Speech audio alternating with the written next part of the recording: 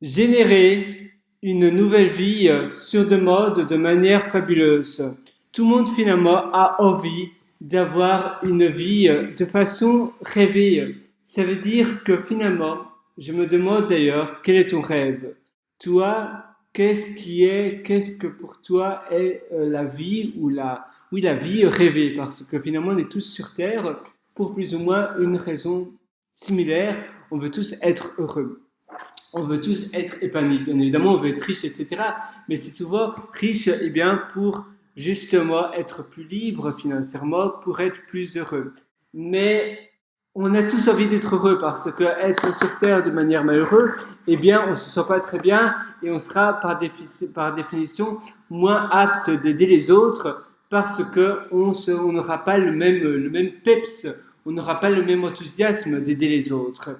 Et si tu es heureux, eh bien, tout ira bien. Parce que si tu vis plus ou moins une vie fabuleuse et heureuse, eh bien, le reste suivra. Et c'est finalement une certitude. Parce que en vivant une vie épanouie et une vie qu'on adore et qu'on kiffe à du 3000%, par définition, c'est une vie que l'on adore. Parce qu'on fait des choses qu'on se sent vraiment bien dedans, dans nos journées. On fait des choses qui, eh bien, nous remplissent à 100%. On fait des choses que l'on kiffe à du 3000%.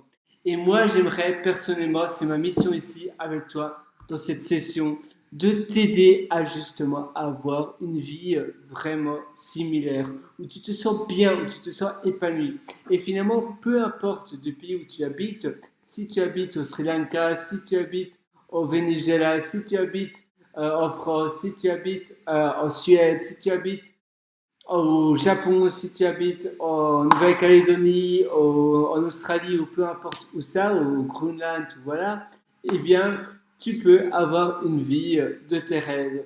Tu peux avoir la vie rêvée que tu attends depuis des millions et des millions d'années. Alors, comment?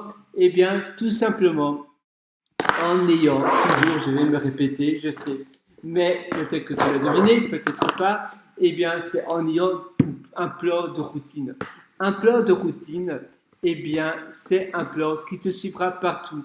Et ce plan de routine, voilà, je te recommande de le faire sur un format numérique parce que, premièrement, eh bien, s'il y a de l'eau, s'il y a de la flotte, ce plan ne se perdra pas, mais aussi parce que tu peux le partager, le repartager, tu peux le modifier, tu peux le dupliquer, tu peux même le vendre, eh bien, voilà, c'est vraiment scalable. Scalable, c'est-à-dire que c'est reproduisable.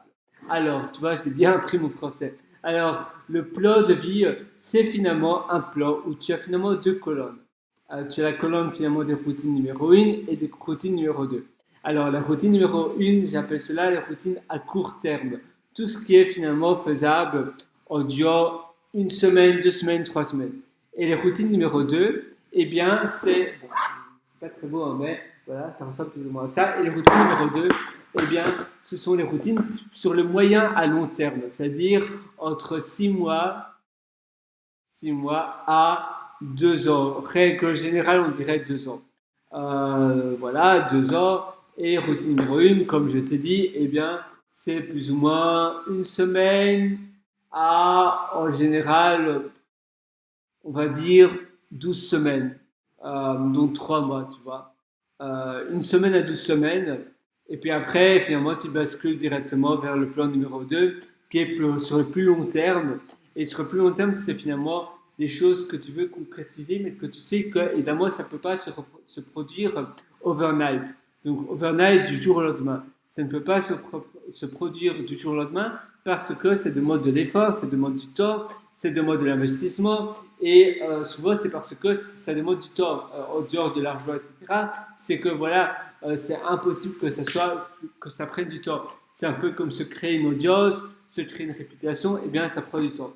Mais routine numéro 1, eh bien, ça peut être, par exemple, écrire 5 à 10 à 20 pages pour un mini-guide gratuit que tu veux écrire, et bien 20 pages, finalement, tu pourrais l'écrire en une journée, ou tu pourrais l'écrire bien évidemment en 12 semaines.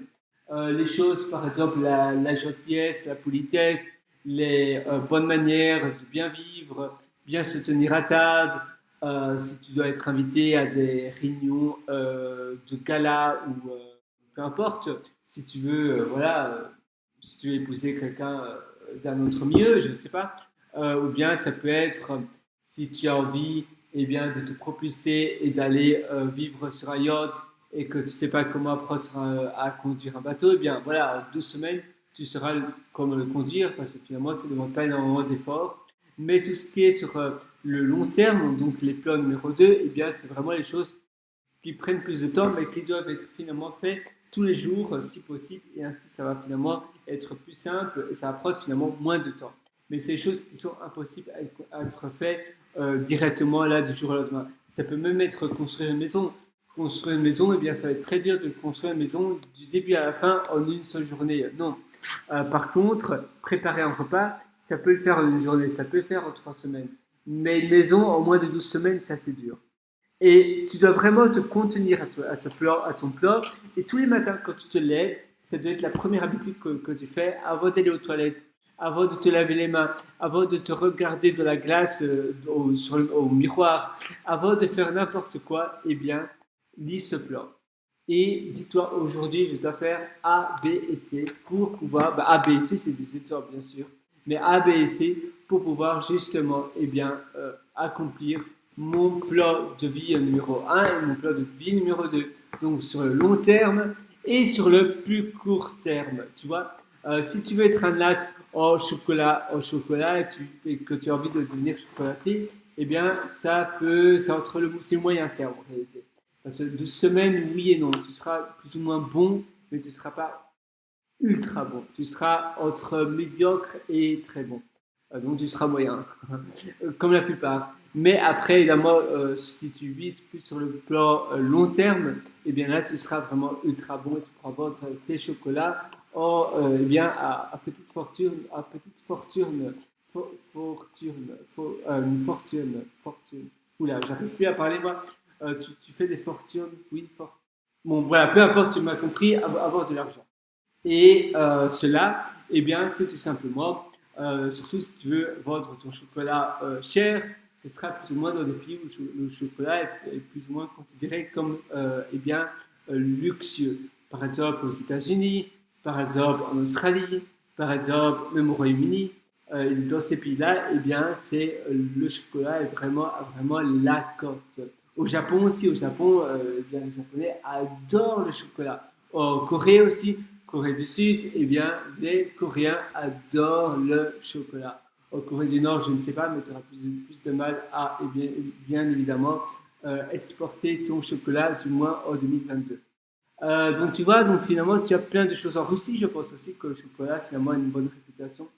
Et finalement, le chocolat, c'est une très bonne réputation, c'est une très bonne chose à faire. Par contre, si tu t'amuses à vendre ton chocolat eh bien, en Belgique, en France, eh bien, le chocolat n'a pas aussi la cote. Les personnes ne sont pas prêtes à payer 30 euros pour un ballotin de praline. Peut-être, mais c'est pas tous les jours, du moins. Donc vraiment, travailler sur finalement ce que tu veux faire sur le long terme. Fini de parler de chocolat parce que le chocolat finalement c'est pas le but de cette session, mais essaie vraiment de voir sur le long terme comment eh bien tu peux produire quelque chose qui dure et comment tu peux propulser cela en faisant tous les jours. Puis sur le moyen terme et le court terme, tes plans sur le court terme, toujours essaie de penser à comment tu peux être heureux et épanoui. Parce que finalement, produire quelque chose, c'est bien, mais seulement si ça te rend heureux. Si tu as envie de l'argent, mais que ce qui te permet de faire de l'argent ne te rend pas heureux, eh bien, c'est quoi le but? Mettons, un métier qui rend riche, peut-être, c'est être, je ne sais pas, escort boy, stripteaseuse, etc. Tu peux faire pas mal d'argent avec cela, mais est-ce que être stripper, ça te fait vraiment voilà, kiffer, ça te donne vraiment de l'épanouissement? Peut-être pas.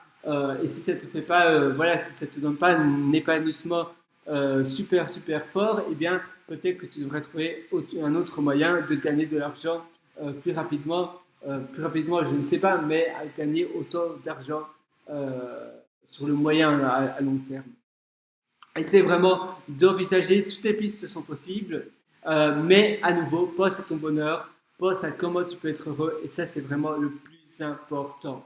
Allez, sur ce, je te souhaite vraiment une excellente journée, une excellente vie et tu peux toujours me rejoindre sur Pierre Writer, donc Pierre W-R-I-T-E-R.com. Allez, à très bientôt sur ce.